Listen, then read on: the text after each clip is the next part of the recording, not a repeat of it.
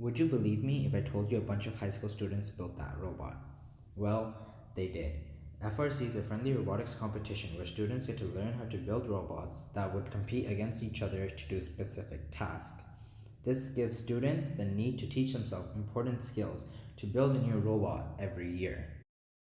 This was easy as a bunch of high school students built that bot, but trust me, it's not.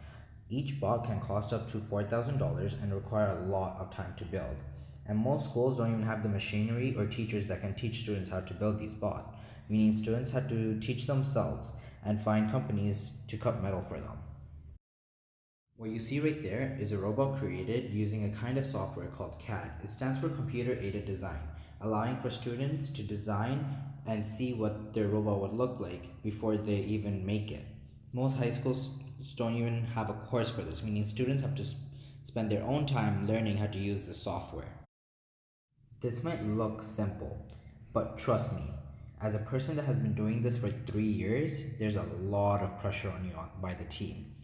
And you have to take into account things such as the center of gravity and the strength of the bot itself, and make sure that everything could come together and fit inside the frame. Students would have to teach themselves programming software such as Python and JavaScript. These are languages that people don't even get introduced to until university, and that's assuming that they are in the correct engineering field. Yet, these young students are able to program these robots to drive autonomously based on sensors and other inputs.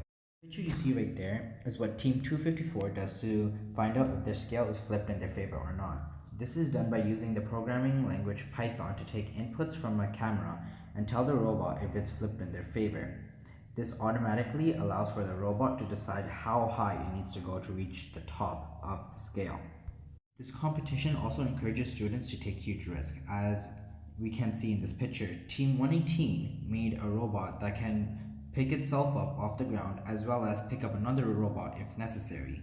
As you can imagine, this is very risky and can cause something to break on the robot, meaning that students have to be able to fix the robot fast. There's also a lot of marketing that's involved with this. As I mentioned before, each bot can cost up to $4,000, meaning that we have to ask companies such as NASA and Google and General Motors for sponsorships.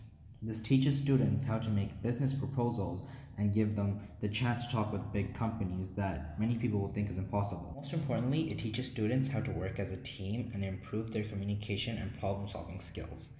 These are all skills that cannot be taught but is gained through the experience, and workplaces expect employees to have these skills.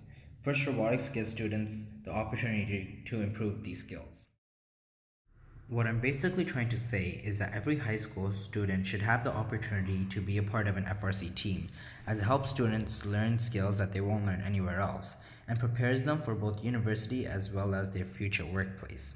Thank you everyone for your time, and I hope all high school students start their own team very soon.